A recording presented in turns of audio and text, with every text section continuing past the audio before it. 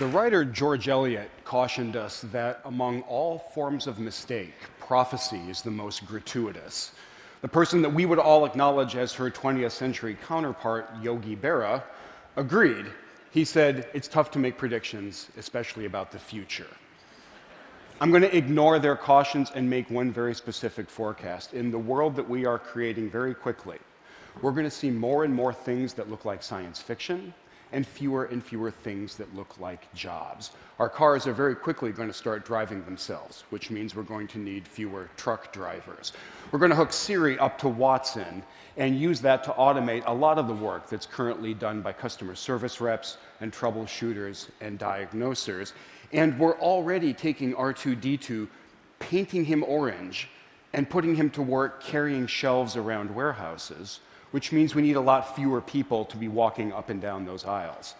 Now, for about 200 years, people have been saying exactly what I'm telling you, that the age of technological unemployment is at hand, starting with the Luddites smashing looms in Britain just about 2 centuries ago. And they have been wrong. Our economies in the developed world have coasted along on something pretty close to full employment, which brings up a critical question: why is this time different, if it really is? The reason it's different is that just in the past few years, our machines have started demonstrating skills they have never, ever had before. Understanding, speaking, hearing, seeing, answering, writing, and they're still acquiring new skills. For example, mobile humanoid robots are still incredibly primitive, but the research arm of the Defense Department just launched a competition to have them do things like this. And if the track record is any guide, this competition is going to be successful. So when I look around, I think the day is not too far off at all when we're going to have androids doing a lot of the work that we are doing right now. And we're creating a world where there is going to be more and more technology and fewer jobs. It's a world that Eric Brynjolfsson and I are calling the new machine age. The thing to keep in mind is that this is absolutely great news. This is the best economic news on the planet these days. Not that there's a lot of competition, right?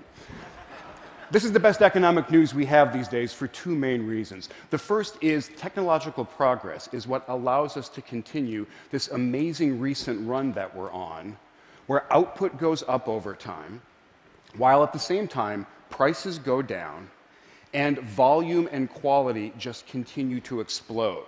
Now, some people look at this and talk about shallow materialism, but that's absolutely the wrong way to look at it. This is abundance, which is exactly what we want our economic system to provide. The second reason that the new machine age is such great news is that once the androids start doing jobs, we don't have to do them anymore, and we get freed up from drudgery and toil. Now, when I talk about this with my friends in Cambridge and Silicon Valley, they say, fantastic, no more drudgery, no more toil. This gives us the chance to imagine an entirely different kind of society, a society where the creators and the discoverers and the performers and the innovators come together with their patrons and their financiers to talk about issues, entertain, enlighten, provoke each other. It's a society, really, that looks a lot like the TED conference. And there's actually a huge amount of truth here. We are seeing an amazing flourishing taking place in a world where it is just about as easy to generate an object as it is to print a document. We have amazing new possibilities. The people who used to be craftsmen and hobbyists are now makers, and they're responsible for massive amounts of innovation. And artists who were formerly constrained can now do things that were never, ever possible for them before. So this is a time of great flourishing. And the more I look around, the more convinced I become that this quote from the physicist Freeman Dyson is not hyperbole at all. This is just a plain statement of the facts. We are in the middle of an astonishing period. Which brings up another great question. What could possibly go wrong in this new machine? Right? Well, great. Hang up. Flourish, go home. We're going to face 2 really thorny sets of challenges as we head deeper into the future that we're creating. The first are economic, and they're really nicely summarized in an apocryphal story about a back and forth between Henry Ford II and Walter Reuther, who was the head of the Auto Workers Union. They were touring one of the new modern factories, and Ford playfully turns to Reuther and says, "Hey, Walter, how are you going to get these robots to pay union dues?" And Reuther shoots back, "Hey, Henry, how are you going to get them to buy cars? Ruther's problem in that anecdote is that it is tough to offer your labor to an economy that's full of machines. And we see this very clearly in the statistics. If you look over the past couple decades at the returns to capital, in other words, corporate profits, we see them going up, and we see that they're now at an all-time high. If we look at the returns to labor, in other words, total wages paid out in the economy, we see them at an all-time low and heading very quickly in the opposite direction. So this is clearly bad news for Ruther. It looks like it might be great news for Ford, but it's actually not. If you want to sell huge volumes of somewhat expensive goods to people, you really want a large, stable, prosperous middle class. We have had one of those in America for just about the entire post-war period, but the middle class is clearly under huge threat right now. We all know a lot of the statistics, but just to repeat one of them, median income in America has actually gone down over the past 15 years. And we're in danger of getting trapped in some vicious cycle where inequality and polarization continue to go up over time. The societal challenges that come along with that kind of inequality deserve some attention. There are a set of societal challenges that I'm actually not that worried about, and they're captured by images like this. This is not the kind of societal problem that I am concerned about. There's no shortage of dystopian visions about what happens when our machines become self-aware and they decide to rise up and coordinate attacks against us. I'm going to start worrying about those the day my computer becomes aware of my printer. So this is not the set of challenges we really need to worry about. To tell you the kinds of societal challenges that are going to come up in the new machine age, I want to tell a story about two stereotypical American workers. And to make them really stereotypical, let's make them both white guys. And the first one is a college-educated, professional, creative type, manager, engineer, doctor, lawyer, that kind of worker. We're going to call him Ted. He's at the top of the American middle class. His counterpart is not college educated and works as a laborer, works as a clerk, does low-level white-collar or blue-collar work in the economy. We're going to call that guy Bill. And if you go back about 50 years, Bill and Ted were leading remarkably similar lives. For example, in 1960, they were both very likely to have full-time jobs, working at least 40 hours a week. But as the social researcher Charles Murray has documented, as we started to automate the economy, in 1960 is just about when computers started to be used by businesses. As we started to progressively inject technology and automation and digital stuff into the economy, the fortunes of Bill and Ted diverged a lot. Over this time frame, Ted has continued to hold a full-time job. Bill hasn't. In many cases, Bill has left the economy entirely, and Ted very rarely has. Over time, Ted's marriage has stayed quite happy, Bill's hasn't, and Ted's kids have grown up in a two-parent home, while Bill's absolutely have not over time. Other ways that Bill is dropping out of society, he's decreased his voting in presidential elections, and he started to go to prison a lot more often. So I cannot tell a happy story about these social trends, and they don't show any signs of reversing themselves. They're also true no matter which ethnic group or demographic group we look at, and they're actually getting so severe that they're in danger of overwhelming even the amazing progress we made with the civil rights movement. And what my friends in Silicon Valley and Cambridge are overlooking is that they're Ted. They're living these amazingly busy, productive lives, and they've got all the benefits to show from that, while Bill is leading a very different life. They're actually both proof of how right Voltaire was when he talked about the benefits of work and the fact that it saves us from not one, but three great evils. So, with these challenges, what do we do about them? The economic playbook is surprisingly clear, surprisingly straightforward. In the short term especially, the robots are not going to take all of our jobs in the next year or two, so the classic Econ 101 playbook is going to work just fine.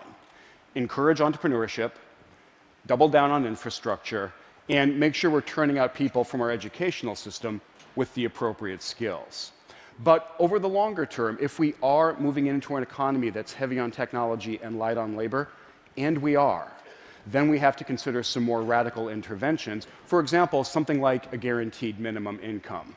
Now, that's probably making some folk in this room uncomfortable, because that idea is associated with the extreme left wing and with fairly radical schemes for redistributing wealth. I did a little bit of research on this notion, and it might calm some folk down to know that the idea of a net guaranteed minimum income has been championed by those frothing at the mouth socialists, Frederick Hayek, Richard Nixon, and Milton Friedman.